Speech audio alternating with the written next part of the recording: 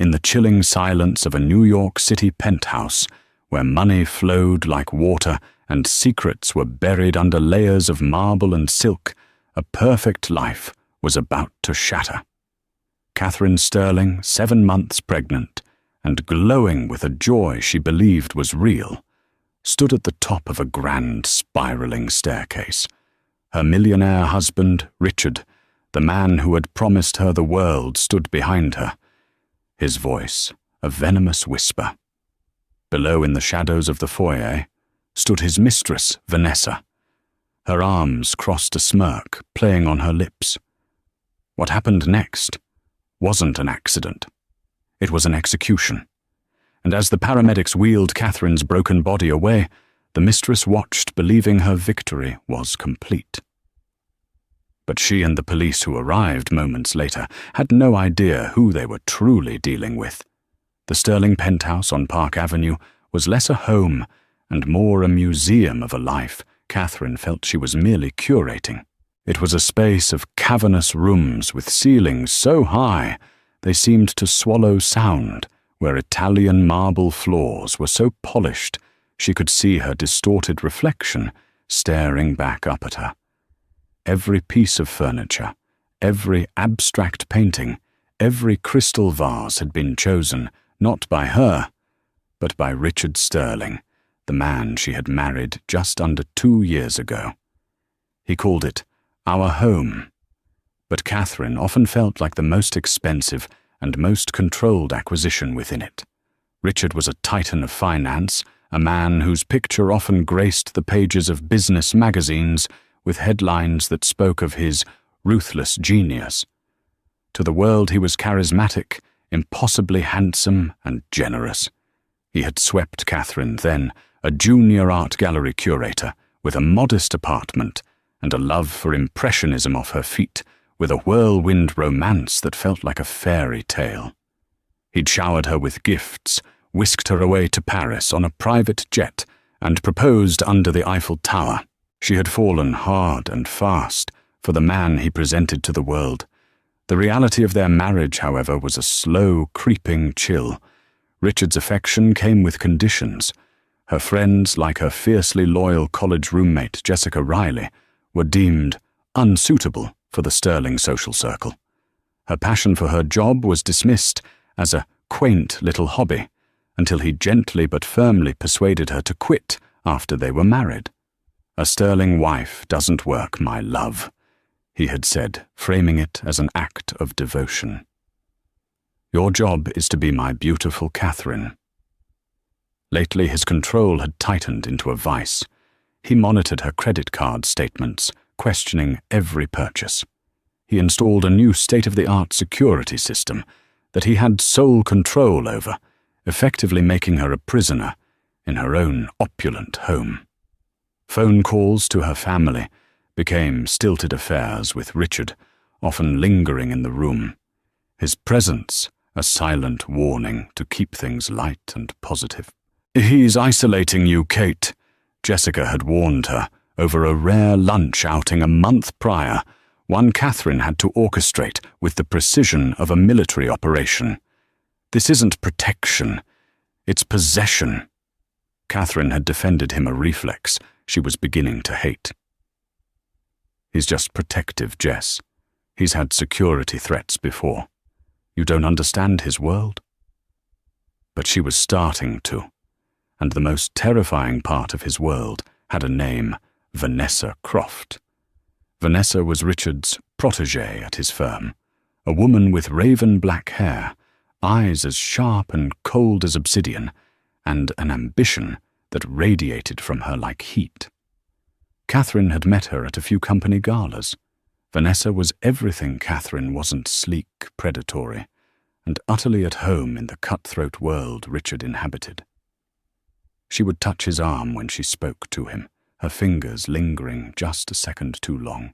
She would look at Catherine, not with jealousy, but with a cold, dismissive pity, as if she were looking at a placeholder, a temporary occupant of a role she herself was destined to fill.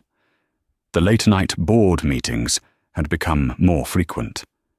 Richard would come home smelling faintly of a perfume that wasn't hers, a sharp jasmine scent that clung to the fibers of his custom-tailored suits. When she'd confronted him, her voice trembling, he had laughed it off.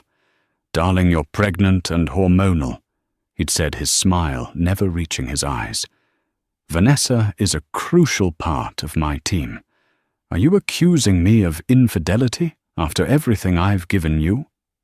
He had a way of turning her valid fears into accusations of her own ingratitude, leaving her feeling small and foolish.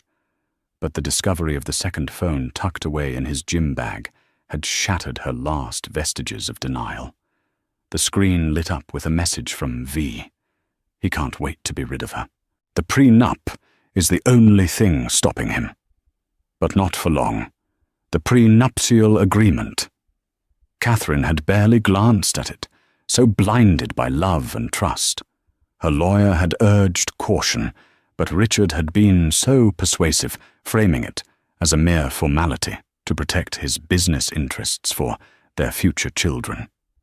Now the memory of his words chilled her to the bone. She had retrieved the document from their safe, her hands shaking. The clauses were ironclad.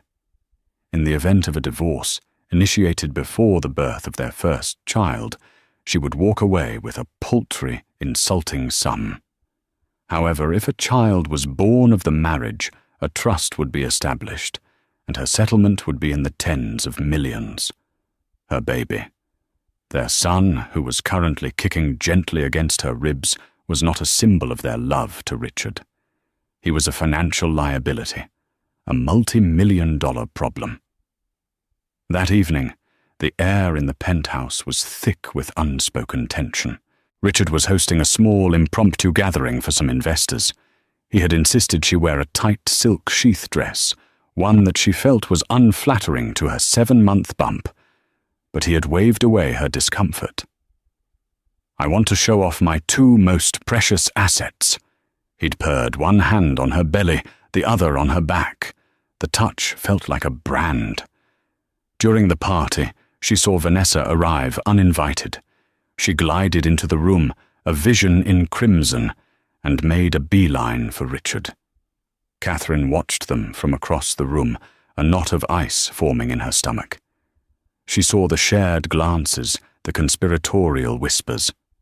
At one point, Vanessa's eyes met hers across the crowded living area, and the woman offered a slow, deliberate smile. It was a victor's smile. When the last guest had departed, the silence that descended was heavier than any sound. The staff had been dismissed for the night.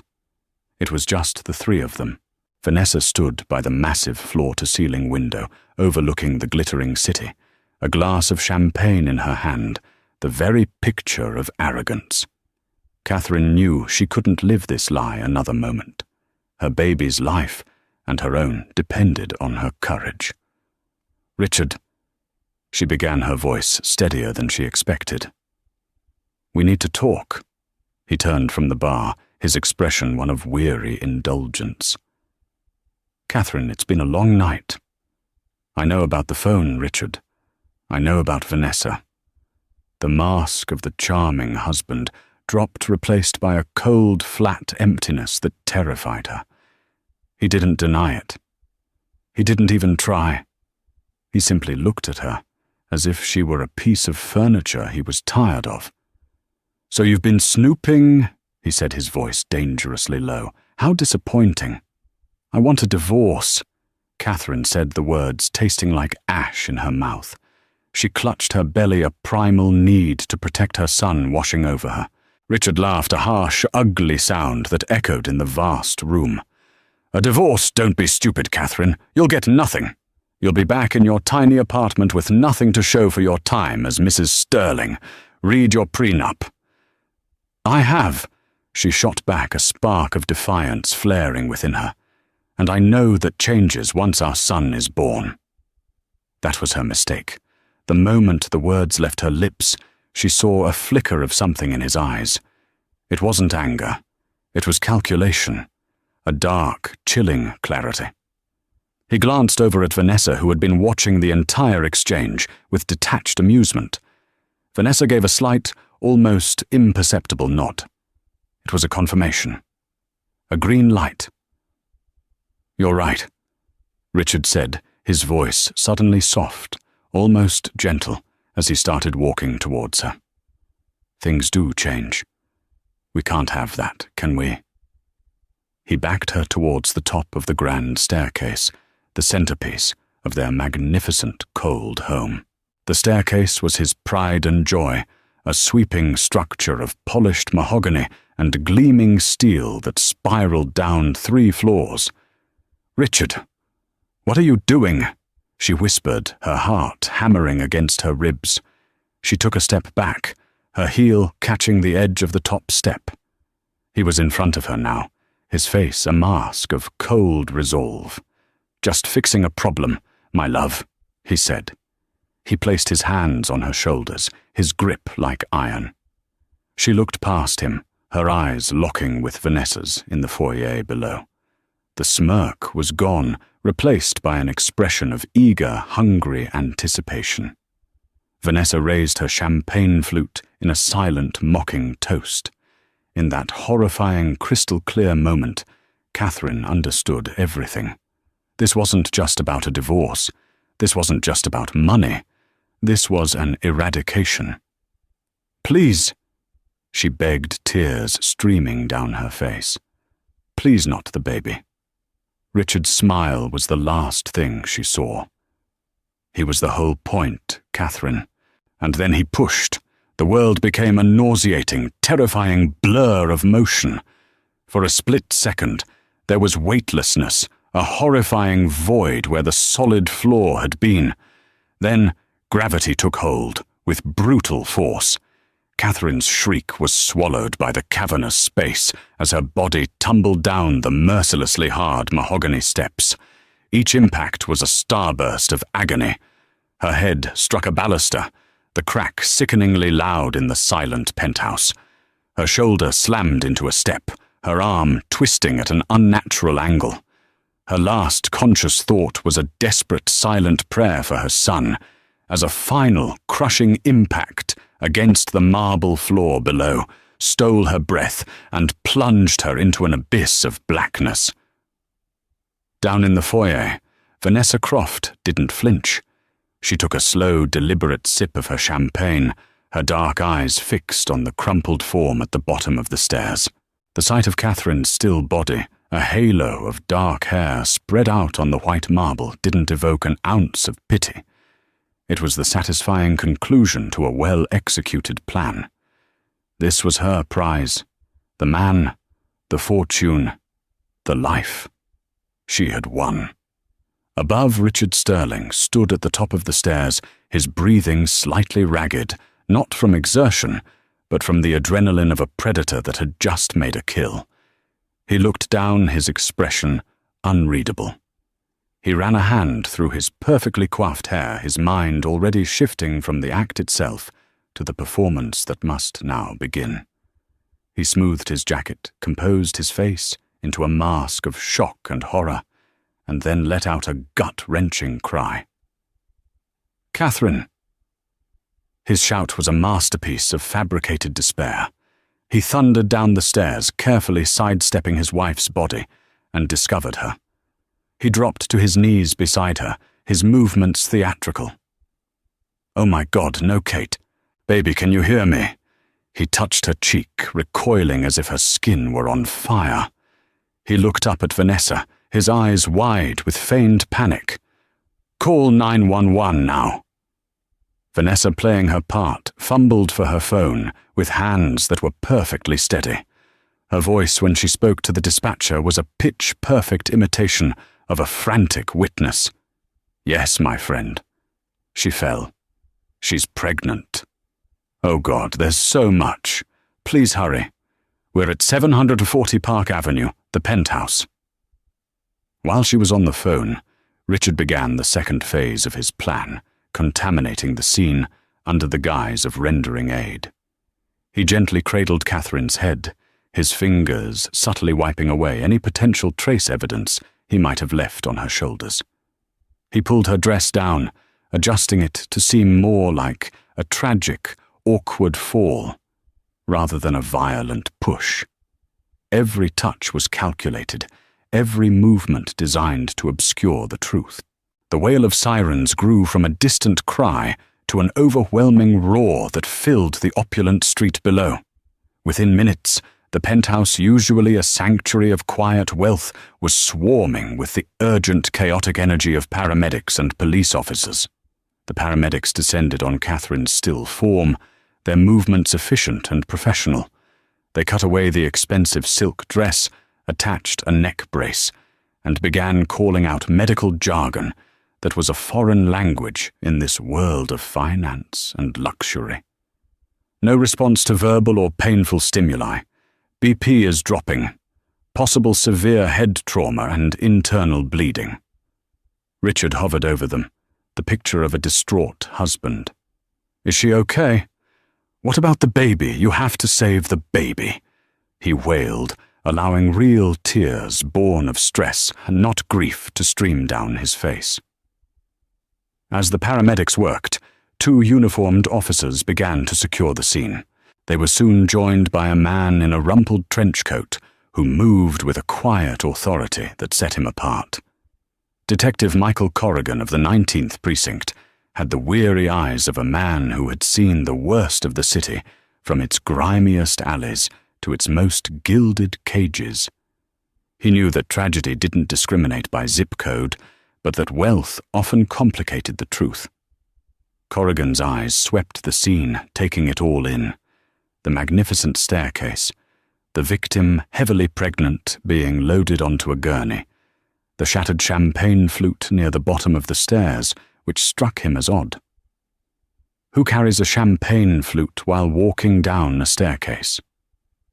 He looked at the distraught husband, Richard Sterling, a man he recognized from the papers, and he looked at the other woman, Vanessa Croft, who was standing by the window, looking pale and shaken, but whose eyes Corrigan noted were perfectly dry.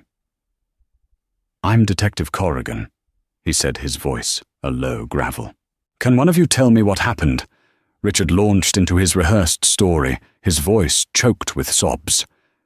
We were talking, at the top of the stairs. She was upset. Hormonal, you know. She turned too fast. Her heel caught, and she just tumbled. It was so fast. I tried to grab her, but I missed. He held out a hand, showing the detective imaginary scrapes on his knuckles. Corrigan listened, his expression neutral. He'd heard 1,000 stories in his career. Some were true, most were not. "And you are, ma'am?" he asked, turning his attention to Vanessa. "Vanessa Croft," she said, her voice a little too steady. "I'm a colleague of Richard's. I was just leaving when it happened. It was exactly as he said, a terrible, tragic accident." Corrigan nodded slowly, his gaze lingering on her for a moment before returning to the scene. He walked to the bottom of the stairs, crouching down to look at the marble floor. He saw the smallest smear of blood, the scuff marks, the general chaos. But his cop's intuition, a finely honed instrument of skepticism, was buzzing. An accidental fall possible. But the sheer height and the brutality of the injuries felt excessive. It felt angry. As the paramedics wheeled Catherine out her face, pale and still a breathing tube down her throat, Richard made a show of trying to follow. "I have to be with her." Corrigan put a gentle but firm hand on his arm. "Sir, they need to work. We need your statement here while it's fresh. We'll get you to the hospital as soon as we're done." It was a standard procedure, but also a test. A truly distraught husband would fight him. Richard, after a moment of performative resistance, acquiesced. That was the first red flag. The penthouse was now a crime scene. Forensic teams began their methodical work, dusting for prints, taking photographs and collecting fibers. Corrigan led Richard and Vanessa to a sitting room, a cold, impersonal space with white leather couches. He interviewed them separately. Richard's story was polished full of emotional detail about their love, their excitement for the baby, and Catherine's supposed recent instability. He painted a picture of a fragile, emotional pregnant woman prone to dizzy spells. Vanessa's story was a perfect echo of Richard's, a clean, concise corroboration. She added a touch of sorrow, mentioning how excited Catherine had seemed just hours earlier. It was almost too perfect. But Corrigan found the chinks in the armor. A housekeeper interviewed briefly before being sent home mentioned that Mrs. Sterling never wore heels in the house, especially not now that she was pregnant. She always wore a specific brand of expensive, comfortable flats. Yet a single stiletto-heeled shoe lay on the landing halfway up the stairs, as if placed there. The other was nowhere to be found. Furthermore, a patrol officer noted something to Corrigan. "Detective, look at the husband's watch. It's a high-end smartwatch, but the screen is cracked." Corrigan approached Richard again. "Mr. Sterling, what happened to your watch?" Richard looked down, feigning surprise. "Oh my God, it must have happened when I fell to my knees beside her. I didn't even notice." It was a plausible lie, but Corrigan knew those watches were built to be tough. A crack like that required a significant direct impact, an impact like, perhaps, striking something or someone with force. As the sun began to rise, casting long shadows across the city, Detective Corrigan stood by the window of the penthouse, looking down at the awakening metropolis. He had a victim in critical condition at New York Presbyterian, a baby's life hanging in the balance, a powerful grieving husband, and a cool-as-ice witness. Everything on the surface screamed accident, but every instinct in his gut screamed murder. He didn't have proof, he didn't have a motive, but he had a deep, gnawing suspicion, and for Michael Corrigan, that was always the beginning. The truth was in this penthouse somewhere, and he was going to tear the place apart until he found it. The days that followed the fall were a carefully orchestrated performance by Richard Sterling. He was the very image of the grieving husband, maintaining a constant vigil at the hospital, his face etched with worry for the reporters who camped outside. He gave a tearful interview to a local news station, his voice cracking, as he asked for prayers for his beloved Kate and their unborn son. He received an outpouring of public sympathy. Flowers and condolence cards flooded the hospital lobby. To the world, Richard Sterling was a man suffering an unimaginable tragedy. Detective Michael Corrigan wasn't buying it. He saw the performance for what it was, a smoke screen. At the 19th Precinct, he and his team began to systematically deconstruct the narrative Richard had so carefully built. The investigation was a quiet, methodical grind, a search for the one loose thread that would unravel the entire tapestry of lies. "Let's start with the motive," Corrigan said to his team standing in front of a whiteboard, covered with photos of the penthouse, Catherine, Richard, and Vanessa. He says they were happy. Let's find out how happy they really were. They dug into the Sterlings' lives, and what they found was a far cry from the perfect marriage portrayed in the media. Financial records showed that Catherine, once an independent woman with her own career, had become completely dependent on Richard. Her personal bank account had been closed, and she was given a credit card with a strict limit, every charge of which was emailed directly to Richard's personal account. It wasn't the behavior of a trusting husband. It was the behavior of a controller. Then they spoke to Jessica Riley. Catherine's best friend arrived at the precinct, her eyes red-rimmed and blazing with a fury that Corrigan found refreshing after Richard's crocodile tears. "Accident, that's garbage." She spat, her voice trembling with rage.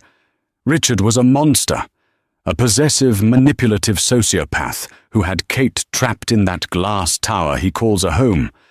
She was terrified of him. She called me 2 weeks ago from a burner phone she kept hidden in a shoebox. This was the break Corrigan had been looking for. A burner phone. Yes, Jessica said, pulling a slip of paper from her purse. She gave me the number just in case. She said he tracked her real phone, read her texts, listened to her calls. She was planning to leave him. She was just waiting until the baby was born. She knew the prenup was a trap.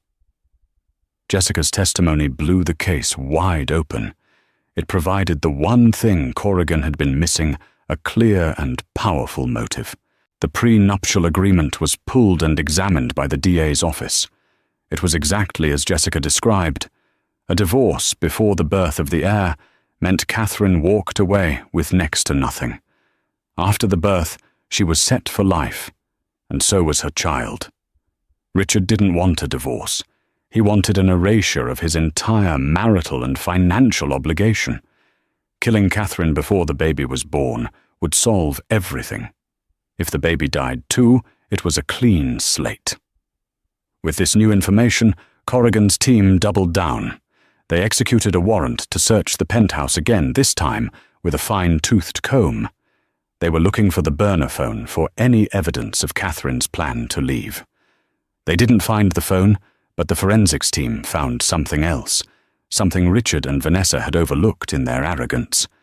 The penthouse was a smart home, controlled by a sophisticated network of voice-activated assistants, speakers, and security cameras. Richard controlled the system, and he believed he had deleted all relevant data from the cloud servers. He had manually turned off the main security cameras in the foyer just before the party sighting, privacy for our guests. But he had missed one thing, a small, unassuming smart speaker on a console table in the living area, just out of sight of the staircase, but within clear earshot.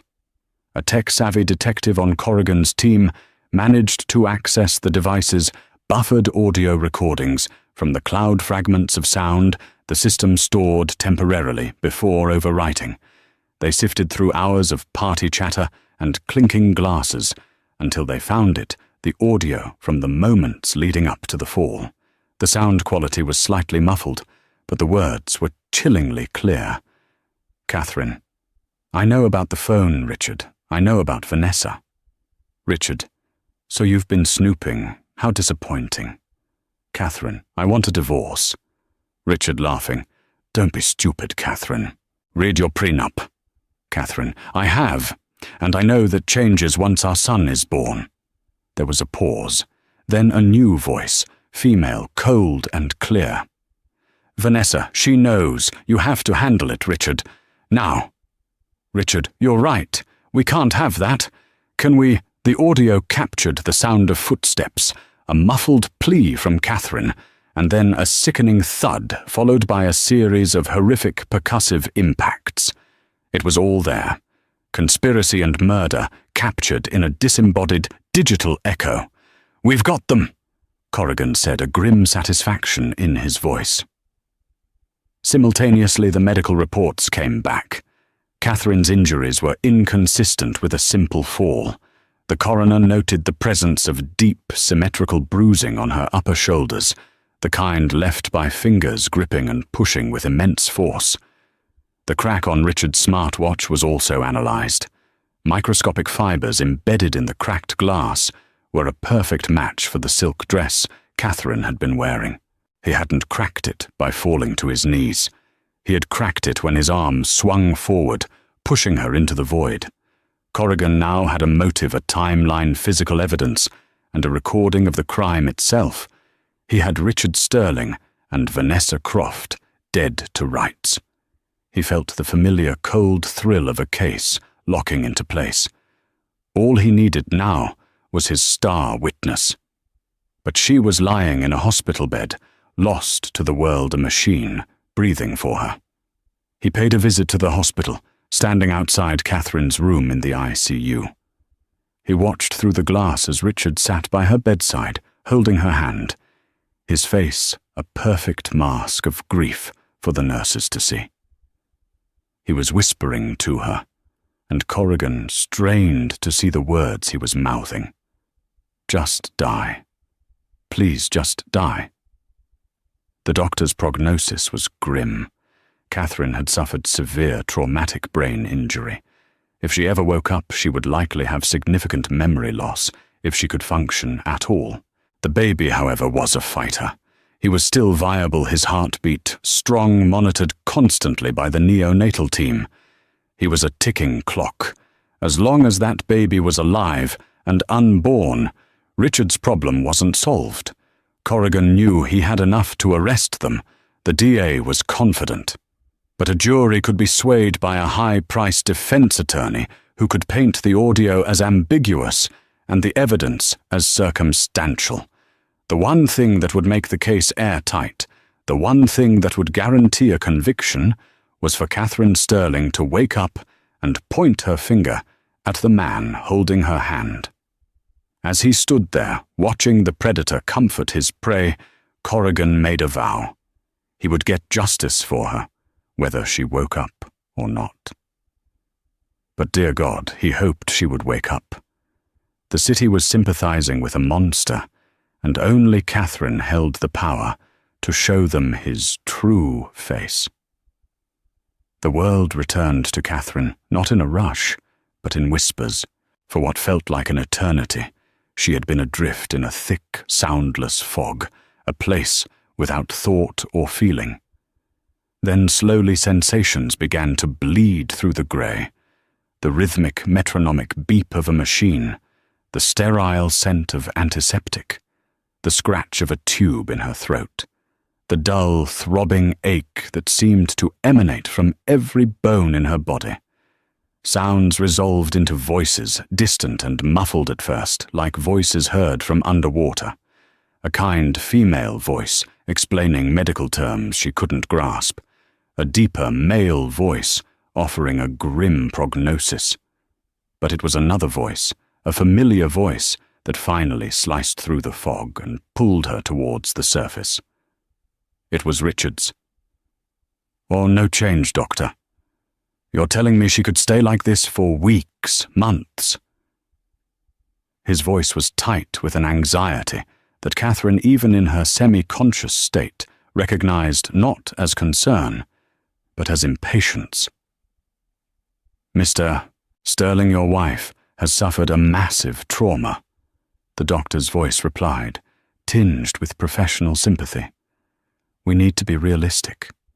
The best we can do is wait and hope." Wait and hope. The words echoed in the emerging clarity of Catherine's mind. She fought to open her eyes, but her lids felt as if they were sealed with lead. She tried to move a finger to make any sign that she was there, that she could hear them. But her body was a useless prison. Panic, cold and sharp, began to rise within her. Days bled into one another in a haze of pain and frustrating paralysis. She learned to distinguish the nurses' shifts by their voices and the feel of their hands. She felt the cold gel on her stomach for the ultrasound, her heart soaring when she heard the strong, steady thump, thump, thump of her son's heartbeat. He was alive. The thought was a lifeline, a reason to fight her way out of the darkness. She also learned to recognize the change in the room's atmosphere when Richard arrived. The nurses would become more deferential, their voices softer. Richard would play his part, his voice full of feigned love and sorrow. "I'm right here, Kate. I'm not leaving you." But his touch was cold. His hand resting on hers felt heavy and dead. The turning point came one late afternoon. She had been drifting half aware when the door to her private room opened. She expected a nurse, but the scent that entered the room was sharp and familiar. Jasmine. Vanessa. "Any change?" Vanessa's voice was a low, clipped whisper. "Nothing," Richard replied, his voice a tired sigh. "She just lies there.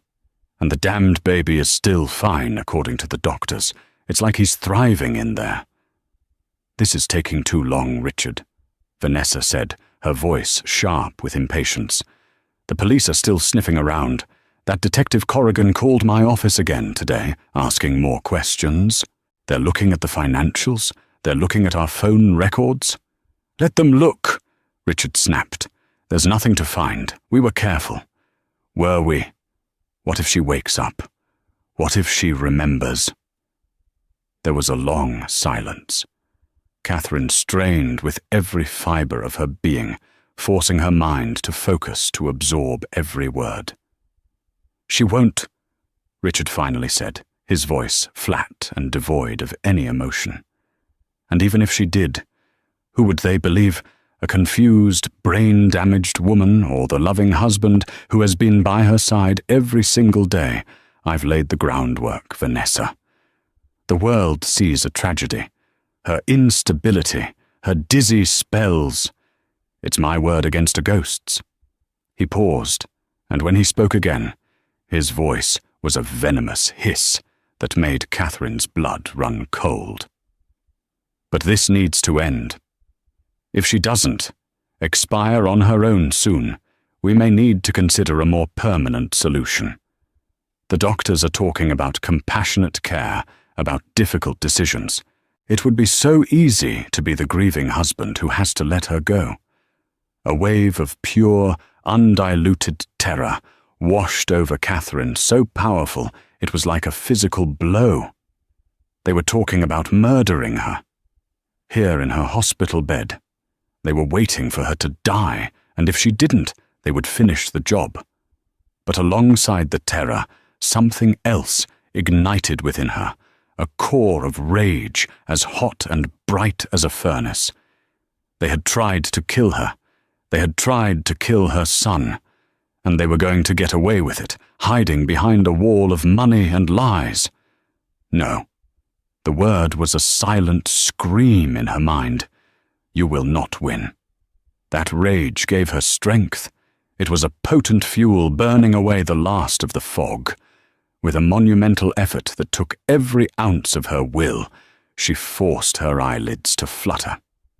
The light was a searing pain, and she squeezed them shut again. She tried again, slower this time. The sterile white ceiling of the hospital room swam into focus. She heard a sharp intake of breath. Her eyes, a nurse's voice said, full of excitement. She's opening her eyes, doctor. Get the doctor. The room was suddenly filled with activity. She felt hands on her, a light shining in her pupils. The doctor's face appeared above hers, kind and smiling. Catherine, can you hear me? Squeeze my hand if you can hear me. She felt his hand in hers, and she squeezed a weak, feeble movement that felt like lifting a mountain. A wave of relieved chatter went through the room. Richard pushed his way to her bedside, his face a mask of astonished joy. Kate, oh my God, you're back! You're back with me! He reached for her, but as he came into her line of sight, the memory of his face at the top of the stairs, the cold resolve, the cruel smile flashed in her mind with perfect, horrifying clarity. She remembered the push. She remembered everything. The terror returned, and with it, a primal, instinctual cunning. If he knew she remembered, she was dead. Her son was dead. He would find a way to silence her. An overdose of morphine. A pillow over her face in the dead of night. He had said it himself. It would be her word against his. She had one chance. One weapon. The doctor was speaking to her again. Catherine, do you know where you are? Do you know what happened? She looked at Richard's hopeful, terrified face. She looked at the doctor. She let her eyes glaze over with a look of utter heartbreaking confusion. She opened her mouth, the tube gone now, her throat raw. Her voice was a dry, raspy whisper. Who are you? She asked, her gaze sweeping over Richard, as if he were a complete stranger. Where am I? I don't remember anything. She saw the flicker of relief in Richard's eyes so quick that anyone else would have missed it. It was quickly replaced by a performance of profound sadness. He sagged, putting a hand to his forehead. Oh, Catherine, he said, his voice breaking. It's me, Richard, your husband. You had a terrible fall." The doctor put a comforting hand on Richard's shoulder. "It's not uncommon with this level of head trauma," he explained gently. "Amnesia. It could be temporary, or it could be more extensive. We'll have to run some tests." Catherine lay perfectly still, her heart hammering in her chest. The game had just changed. She wasn't a helpless victim anymore. She was a hunter, hiding in plain sight. From this hospital bed, feigning weakness and memory loss, she would become their worst nightmare. She would let them believe they were safe, let them drop their guard. And she would gather everything she needed to destroy them, for herself and for the son who was still fighting for his life inside her. The diagnosis of retrograde amnesia was Richard's salvation. He threw himself into the role of the devoted, heartbroken husband, nursing his wife back from the brink. He brought in photo albums regaling the doctors and nurses with fabricated stories of their whirlwind romance. He sat by her bed for hours, reminiscing about a life that was a carefully edited fiction, all while Catherine watched him from behind a mask of vacant confusion. It was the most terrifying and exhausting performance of her life. Every gentle touch from him made her skin crawl. Every loving word felt like a razor blade against her soul. But she played her part flawlessly. She was a blank slate, a fragile, frightened woman trying to piece together a life she couldn't remember. She would ask him simple questions. Did we have a favorite restaurant? Did I like the color blue? And watch his face, studying the micro-expressions of relief and smug satisfaction. He thought he was in control. He thought he had won. He had no idea he was a fly caught in a web he couldn't see. Her only true ally was Jessica. When Jessica first visited the reunion, was agonizing. Seeing the genuine love and terror in her friend's eyes, Catherine wanted to break down and tell her everything. But Richard was there watching, so she had to treat Jessica like a kind stranger. "This is Jessica," Richard had said, his arm possessively around Catherine's shoulders. "Your best friend, since college." Catherine had looked at Jessica with wide, empty eyes. "I'm sorry," she whispered, a genuine tear of frustration and grief slipping down her cheek. "I don't—" Jessica's face crumpled, but she quickly composed herself, understanding instinctively that something was wrong. She played along, reintroducing herself, talking about light, simple memories. But as she leaned in for a hug, her mouth next to Catherine's ear, she whispered 4 critical words. "I don't believe him." That was all Catherine needed. Her next move was risky. During a medical examination when Richard was forced to wait outside, Catherine scribbled a frantic, shaky note on a piece of paper from the lunch tray and slipped it into the pocket of a friendly young nurse named Maria, who Richard often dismissed with arrogant disdain. The note was simple. "Give this to Jessica Riley. Tell no one." The note read, "I remember everything. He pushed me. Amnesia is a lie to stay alive. Need help. Get word to Detective Corrigan." The next day, Jessica returned her demeanor outwardly, the same, but with a new intensity in her eyes. While Richard was on a business call in the hallway, Jessica helped Catherine adjust her pillows. As she did, she slipped a tiny object into Catherine's hand, a burner phone, no bigger than a credit card, and a slip of paper with a number on it. "Corrigan's direct line," she breathed. "The nurse Maria is a friend of my cousin. She's on our side. She'll cover for you during her shifts." A lifeline. That night, with Maria standing guard at the door, Catherine made the call. Her voice was a low, urgent whisper as she told Detective Corrigan everything. To push the conversation she overheard between Richard and Vanessa, and her current deception. On the other end of the line, Corrigan listened, a cold fury building inside him. He had the audio, the forensics, the motive, but this was the final devastating piece, a living witness. "Okay, Catherine," he said, his voice steady and reassuring. "You are doing something incredibly brave, but you need to stay safe.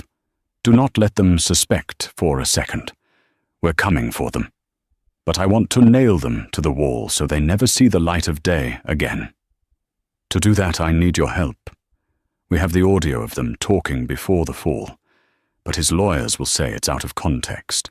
We need something more. Something that shows clear intent. Something recent." Catherine's mind raced. "His laptop," she whispered. "He brings it here every day. He thinks I'm practically a vegetable. He works for hours. All his business, his entire life is on that laptop. And on his phone. Can you get access?" Corrigan asked. "He leaves the room sometimes to talk to doctors or take calls." Catherine said, a plan forming in her mind. "But it's password protected. I don't know the password." "Try his ego," Corrigan suggested. "His birthday, his company's name, something he's proud of." The next afternoon, the opportunity came. Richard was in the room typing furiously on his sleek silver laptop. A specialist came in to discuss Catherine's physical therapy schedule, and Richard stepped out into the hall, leaving the laptop open on the bedside table. Catherine's heart pounded. This was it. Her hands trembled as she reached for the machine. The screen was locked, demanding a password. She took a deep breath and thought like Richard. What was the most important thing in the world to him? Himself. His legacy. She typed in the name of his first, highly successful hedge fund, a name he mentioned constantly in his reminiscing Sterling Alpha Wong. The screen unlocked. She was in. A wave of triumphant adrenaline surged through her. She didn't have much time. Following Corrigan's whispered instructions from the night before, she ignored the documents and emails. She was looking for one thing. She found the search history in his web browser. Her blood ran cold as she read the recent entries. How to override hospital life support systems. Potassium chloride dosage lethal. Does a will become void if a spouse is institutionalized? Best criminal defense attorneys, New York City. Countries with no extradition treaty with the U.S. It was a step-by-step guide to her murder and his escape. He wasn't just waiting for her to die. He was actively researching how to make it happen. Using the tiny burner phone, she quickly and quietly took pictures of the screen, her hands shaking so badly she had to take each one twice. She navigated to his cloud storage, a drive filled with encrypted folders. One, however, was labeled simply Contingency. The password was the same. Inside was a single audio file. She clicked play, keeping the volume at a barely audible whisper. It was Vanessa's voice, recorded days after the fall. Getting sloppy, Richard. Leaving a search history like that. Delete everything. If she wakes up, or if the police find that we're finished. I've transferred the funds to the offshore account as we discussed. If this goes south, we disappear. But you better be sure you handle your wife first. He was recording her. The sociopath was keeping an insurance policy against his own partner. Catherine quickly emailed the audio file and the photos to a secure address Corrigan had given her. Just as she hit send and closed the laptop, she heard Richard's footsteps approaching. She dropped the phone under her blankets and slumped back against the pillows, her eyes vacant, her breathing shallow, just as he walked back into the room. He glanced at the laptop, then at her. For a terrifying second, she thought he knew. His eyes narrowed, searching her face for any sign of deception. But he saw only the weak, memory-wiped victim he had created. His expression softened into his familiar, condescending smile. "Tired, my love?" he asked, closing the laptop. "Just rest. Everything is going to be taken care of very soon." "Yes," Catherine thought as she closed her eyes, a silent, grim promise to her unborn son. It certainly is. Detective Corrigan felt a surge of cold, righteous fury as he looked at the evidence Catherine had sent him. The search history was a confession. The audio file of Vanessa was the nail in the coffin. It was premeditated. It was ruthless, and it was all there in black and white.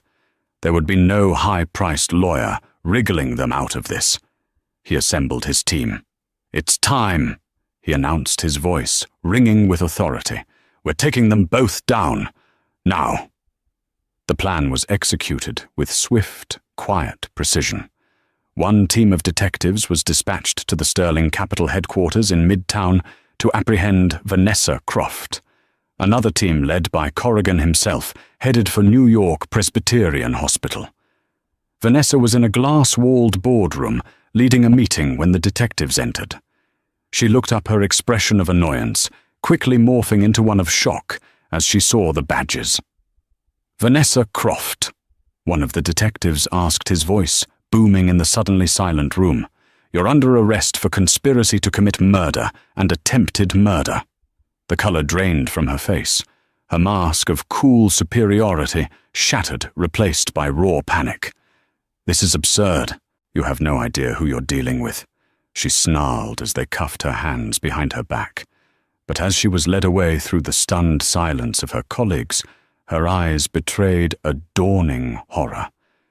Richard had failed. He hadn't silenced Catherine, and now they were both going down. At the hospital, Corrigan wanted to handle Richard himself.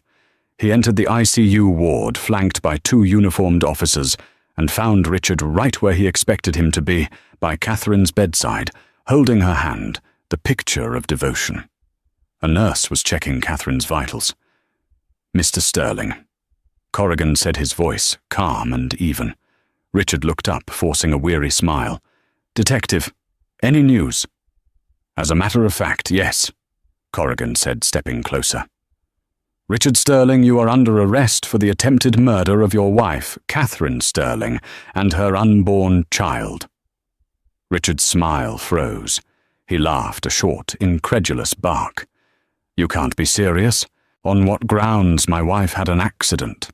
"We know about the push, Richard," Corrigan said, his voice dropping. "We know about the prenup.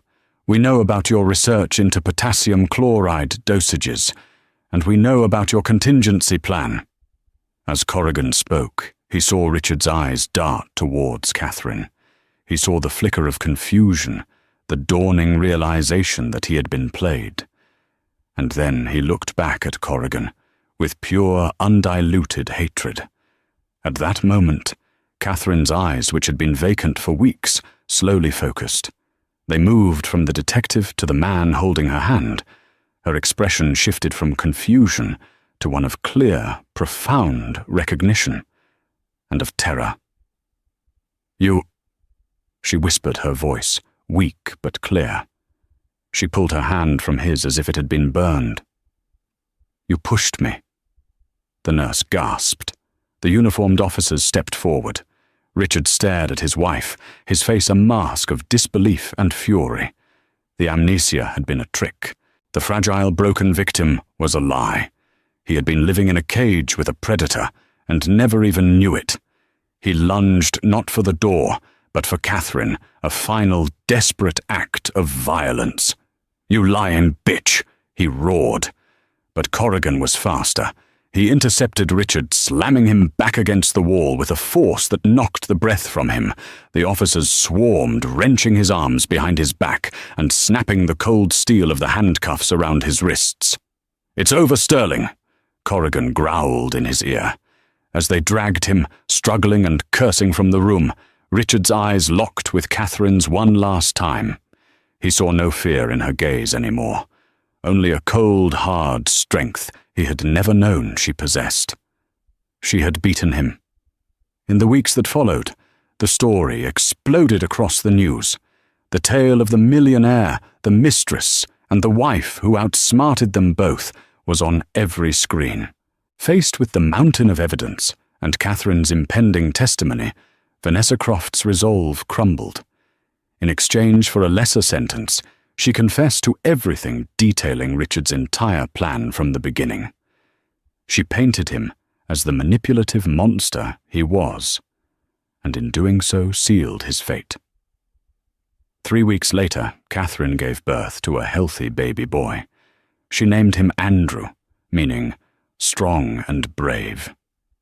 Holding him in her arms in the quiet of her hospital room, far from the media circus, she felt a peace she hadn't known in years. She had walked through fire and emerged not just a survivor, but a warrior. She had saved herself, and she had saved her son. The gilded cage was gone, and in its place was the terrifying, beautiful, and boundless freedom of a future she would build for them on her own terms. The sterling fortune tied up in legal battles didn't matter. She had the only thing of value, her son, her life, and her strength. In the end, Richard Sterling, the Titan of Wall Street, was sentenced to life in prison without the possibility of parole. His empire crumbled, his name becoming a byword for greed and cruelty.